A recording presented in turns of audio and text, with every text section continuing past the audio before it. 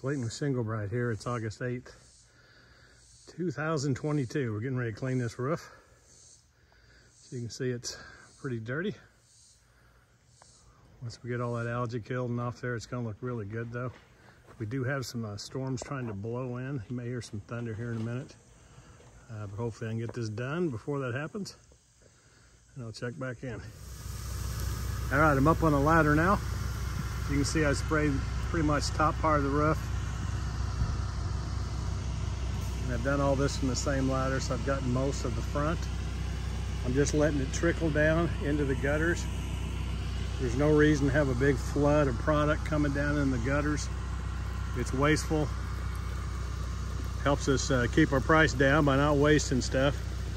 And plus, there's just no reason to flood it. You got more going down to landscaping, etc. So we're just going to take our time, let this thing work a little bit. I'm going to step off the ladder actually and spray the part that's right in front of me. We'll be back. Okay, it's just a couple minutes later. I've got all that section of the roof sprayed. You can see that some of it's brown. You see some black in there. And this is definitely a black over here that's not been sprayed yet. But the cleaning solution is working on that stuff. So what I'm going to do is I just let that cook while I spray the rest of it. This is the north side of the roof, so that's going to always be the worst usually. They do have a ton of trees on the south side, so that's going to be bad too. But at any rate, no reason to get in a big hurry. Took it probably 10 or 12 years to get to looking like this. We're just going to take our time and do it right.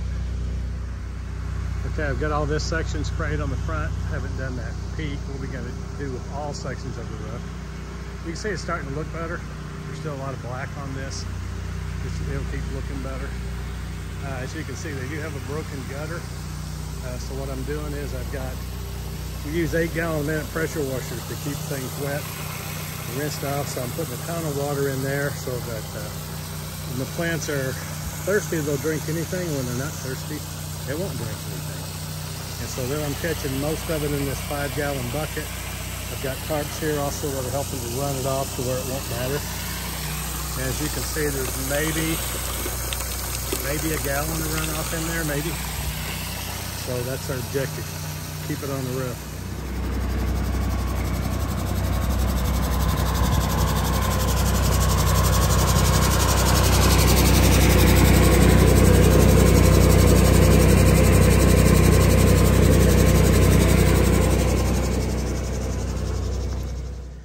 Here we are on the south side, and most people would think that this was clean. We get a lot of times people say it's only growing on one side of the roof or whatever, and that's never true. This is the south side. You can see I just kind of splashed some up there. You can see the clean marks. You can see the black. You can tell it's wet too.